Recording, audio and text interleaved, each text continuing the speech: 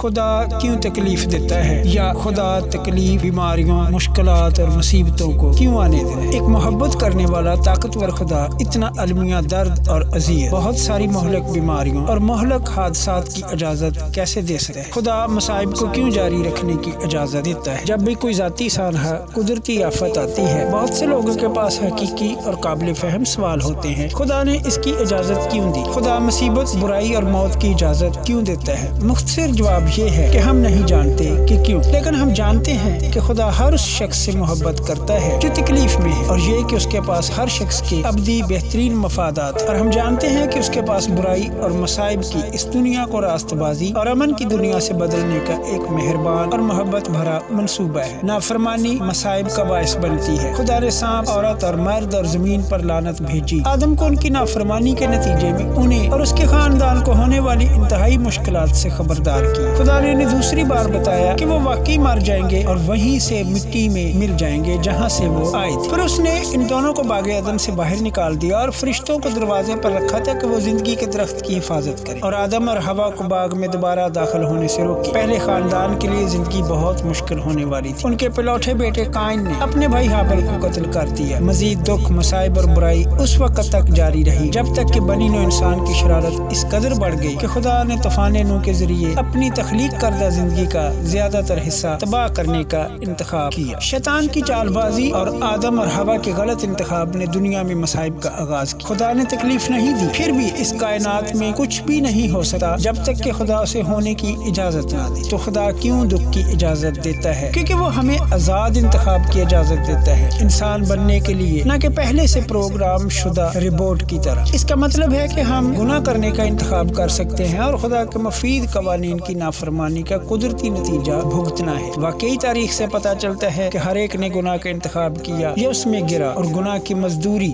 خدا کی قوانین اور احکام کی نافرمانی، موت، مصائب، دکھ اور غم ہے۔ یسوع مسیح کو تکلیف کیوں اٹھانا پڑی؟ بنیادی طور پر یسوع مسیح نے گناہوں کی وجہ سے دکھ اٹھایا اور مر گیا۔ اس کے اپنے گناہ نہیں بلکہ تمام بنی نوع انسان کے گناہ۔ یسایہ نبی کی مسیح کے مصائب کی تفصیل پر غور کریں۔ ہمارے پیغام پر کون ایمان لائے اور خداوند کا بازو کس پر ظاہر ہوا؟ پر وہ اس کے آگے کومپل کی طرح اور خشک زمین سے جڑ کی مانند پھوٹ نکلا ہے، نہ اس کی کوئی شکل و صورت ہے نہ خوبصورتی، اور جب ہم اس پر نگاہ کریں تو کچھ حسن و جمال نہیں کہ ہم اس کے مشتاق ہوں۔ وہ آدمیوں میں حقیر و مردود، مرد غمناک اور رنج کا آشنا تھا۔ لوگ اس سے گویا روپوش تھے، اس کی تحقیر کی گئی اور ہم نے اس کی کچھ قدر نہ جانی، تو بھی اس نے ہماری مشقتیں اٹھا لی اور ہمارے غموں کو برداشت کیا، پر ہم نے اسے خدا کا مارا کوٹا اور ستایا ہوا سمجھا، حالانکہ وہ ہماری خطاؤں کے سبب سے گھائل کیا گیا اور ہماری بدکرداری کے باعث کچلا گیا۔ ہماری ہی سلامتی کے لیے اس پر سیاست ہوئی تاکہ اس کے مار کھانے سے ہم شفا پائیں۔ ہم سب بھیڑوں کی مانند بھٹک گئے، ہم میں سے ہر ایک اپنی راہ کو پھیرا، پر خداوند نے ہم سب کی بدکرداری اس پر لادی۔ وہ ستایا گیا تو بھی اس نے برداشت کی اور منہ نہ کھولا، جس طرح برا جسے ذبح کرنے کو لے جاتے ہیں اور جس طرح بھیڑ اپنے بال کترنے والوں کے سامنے بے زبان ہے، اسی طرح وہ خاموش رہا۔ واضح طور پر دنیا میں دکھ گناہ کے نتیجے میں لایا گیا۔ اس کا مطلب یہ نہیں کہ جو لوگ مصیبت میں ہیں وہ ہمیشہ ان کے اپنے دکھ کا سبب ہوتے ہیں۔ اکثر لوگ دوسروں کے گناہوں کی وجہ سے تکلیف اٹھاتے ہیں، اور اگرچہ تکلیف دہ ہے اور ہمیں اس سے بچنے کے لیے جو کچھ ہم کر سکتے ہیں کرنا چاہیے، خدا مصائب کو اچھائی پیدا کرنے کے لیے بھی استعمال کرتا ہے۔ مصائب کے ذریعے کامل بنایا گیا ہے، جیسا کہ ہم عبرانیوں کی کتاب میں پڑھتے ہیں۔ مصائب نے یسوع مسیح کو کچھ قیمتی چیز حاصل کرنے میں مدد کی، لیکن ہم یسوع کو دیکھتے ہیں موت کی تکلیف کے لیے جلال اور عزت کا تاج پہنایا گیا کہ وہ خدا کے فضل سے سب کے لیے موت کا مزہ چکھے، کیونکہ یہ اس کے لیے موضوع تھا جس کے لیے سب چیزیں ہیں اور جس کے ذریعے سے تمام چیزیں، بہت سے بیٹوں کو جلال میں لانا، ان کی نجات کے سردار کو مصائب کے ذریعے کامل بنانا۔ مصائب کا ہم پر وہی اثر ہو سکتا ہے جو اس کا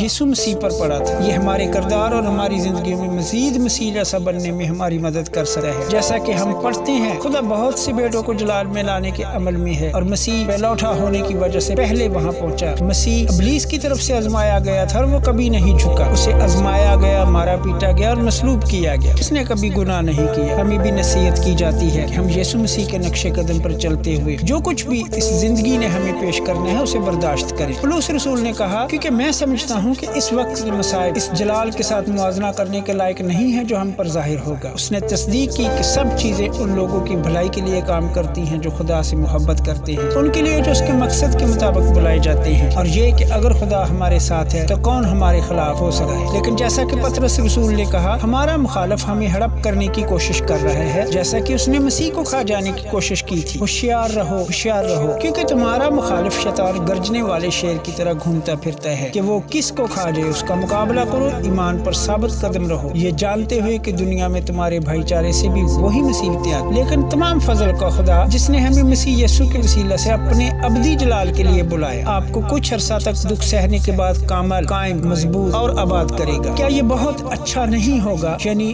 ہمارا مستقبل، اگر ہم سب اس دنیا میں واپس آ سکیں جسے خدا نے آدم اور ہوا کے لیے بنایا تھا، امن، امید، کثرت اور سانپ کے بغیر بہت ساری دنیا، ایک ایسی دنیا جس میں ہم سب پر گناہ، خدا کے قانون کی خلاف ورزی کی وجہ سے تکلیف، درد اور اذیت نہ ہو۔ شکر ہے یہ خدا کا ارادہ ہے، اس کی واپسی پر مصائب کا خاتمہ کہ خدا نے آخرکار تمام بنی نوع انسان کے لیے ذخیرہ کیا ہے۔ پھر میں نے ایک نئے آسمان اور نئی زمین کو دیکھا، کیونکہ پہلا آسمان اور پہلی زمین جاتی رہی تھی اور سمندر بھی نہ رہا۔ پھر میں نے شہر مقدس نئے یروشلم کو آسمان پر سے خدا کے پاس اترتے دیکھا، اور وہ اس دلہن کی مانند راستہ تھا جس نے اپنے شوہر کے لیے سنگار کیا ہو۔ پھر میں نے تخت میں سے کسی کو بلند آواز سے یہ کہتے سنا کہ دیکھ، خدا کا خیمہ آدمیوں کے درمیان ہے، اور وہ ان کے ساتھ سکونت کرے گا، اور وہ اس کے لوگ ہوں گے، اور خدا آپ ان کے ساتھ رہے گا، اور وہ ان کا خدا ہوگا، اور وہ ان کی آنکھوں کے سب آنسو پوچھ دے گا۔ اس کے بعد نہ موت رہے گی اور نہ ماتم رہے گا، نہ آہ و نالا، نہ درد۔ پہلی چیزیں جاتی رہی۔ یہ پہلی چیزوں نے باغ عدن کے بعد سے بنی نوع انسان کو دوچار کیا ہے۔ خدا تکلیف کی اجازت دیتا ہے، مصائب کو فروغ دینا اس کا کبھی بھی ارادہ نہیں تھا۔ ہمارے مخالف نے باغ عدن میں ایسا کیا۔ آدم اور حوا نے خدا کی نافرمانی کرنے کا انتخاب کیا، اور مصائب اور موت اس کے نتائج تھے۔ اگر ہم اپنی زندگیوں کو خدا کے حوالے کر دیتے ہیں اور اس زندگی کے دکھوں کے باوجود عاجزانہ فرما برداری کی زندگی گزارنے کی کوشش کرتے ہیں تو ہم دنیا میں ابدی زندگی کے منتظر رہ سکتے ہیں۔ خدا اس دن کے لیے ہم سب کو تیار رہنے کی توفیق عطا کرے، آمین۔ ویڈیو کو لائک اور شیئر کیجیے، چینل کو سبسکرائب کیجیے، شکریہ۔